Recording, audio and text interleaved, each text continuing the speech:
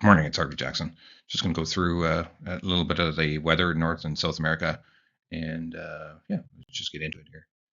Trump says planned tariffs on Canada and Mexico going forward on the 25%, but I think more importantly, the reciprocal tariff plan is moving forward as well, and I think that is probably going to be the bigger impact if there is any.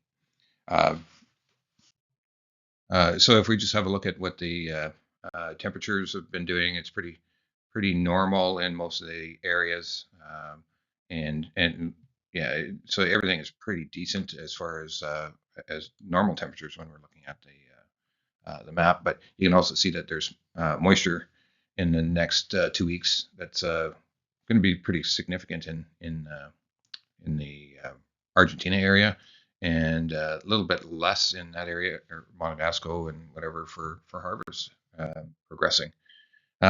There's a band of snow that's looking, depending on which weather model you pick here for this next week. It looks like I could be hit. We're probably right there where the darker blue spot is, because that's what seems to be happening. If there's snowfall, I seem to get a good amount of it. Looking at soil moisture, there's still a deficit in this area, and I'm surprised that the soil moisture is showing lower moisture in that area with the amount of moisture they've had. But and again, weather models are not always truthful. They don't always tell you everything you need to know either. And I'm not certain how accurate some of this stuff is as well. But you can see if we're looking at percent of normal soil moisture, and whether that's locked in from last fall or snowfall, but looks like Alberta, Saskatchewan border actually has a significant amount, and you can see that it's drier in other areas as far as soil moisture in Canada.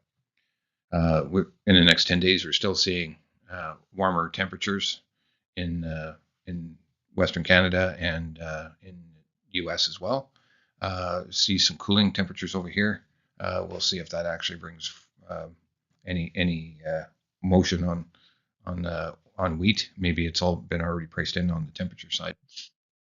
And moisture side for the next 10 days on here is showing Argentina, as I mentioned earlier, and that band maybe hitting me there. It's possible, but everything else is probably not as significant. Drier over here, whether that's just speed up harvest. So could still put some more pressure on the soybeans as well as that harvest really starts to ramp up. And there's been some reports of production going down by egg rule, below even the USDA's number, below the 169. I think it was 168 something. Everybody likes to talk about La Nina, El Nino, and what phase are we in. It looks like we're going to El Nino phase, April, May, June, possible with the red bars. Definitely a play there. But when you look at the spread and different models, like holy smoke, that's why weather modeling is so obscure. It doesn't give you a very good direction for sure, right? So just looking at the markets as I took the snapshot here, canola is part or just slightly up, but rapeseed is up a little bit more. The soy oil is almost a half a penny up. Palm oil is basically flat. Crude oil is still up a little wee bit more, and soybeans down 1.5 pennies, and the wheats are still down as well. Not as significantly, but still down. And corn is down 5 cents overnight as well, and the Canadian dollar down again. So let's just dive in. What does it look like on the chart here? You can see that's a pretty long candle, but still well within the range. And you've got your 20-day moving average. It's up against it here now and through it. So it's kind of trading at it. So if you look at that, the slow stochastics is saying it's a sell for sure. And I'm being hopeful, saying that it's going to stay in this range and trade maybe to the bottom end of this range if it does, not break through. We've got a whole pile of moving averages right at the bottom there too, so that could be pretty supportive. So my minor uptrend got breached here. So if we hold, we'll be just shifting where that trend or that line is. But we went through some of these moving averages and trading rate at the 20-day moving average as we speak. Here's rapeseed. It's gained back in value against Canadian canola. It's sitting at 129. Soybean oil, when we look at it, it looks like it's a nice uptrend here. when you look at it a little deeper, just in a 1 month chart, you can see that that's actually a pretty good trend. Now, it's still pretty small moves when you look at that, but it's still not still an uptrend nonetheless. Rapeseed or the palm oil had a little bit of a gap there, and now trading right at the 10-day moving average. Soybeans, when we look back to a 9 month chart, uh, this doesn't seem to be a big move here. But when you look at it in a 1 month chart, this is all towards the bottom end of the trading range right as we speak. Canadian dollar, looking at it on a month chart here as well.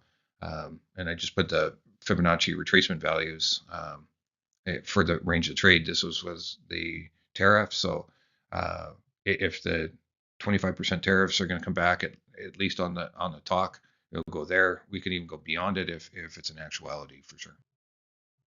And again, that would support canola prices, but that wouldn't necessarily be a good thing. That is going to be pretty impactful. Here's wheat. You would say you're still in this channel. I just didn't draw it in there, but we've had quite a few red days here, and a fairly long candle yesterday, and still down a little wee bit as we speak here today. Still looking for the upside target of $7 futures for new crop.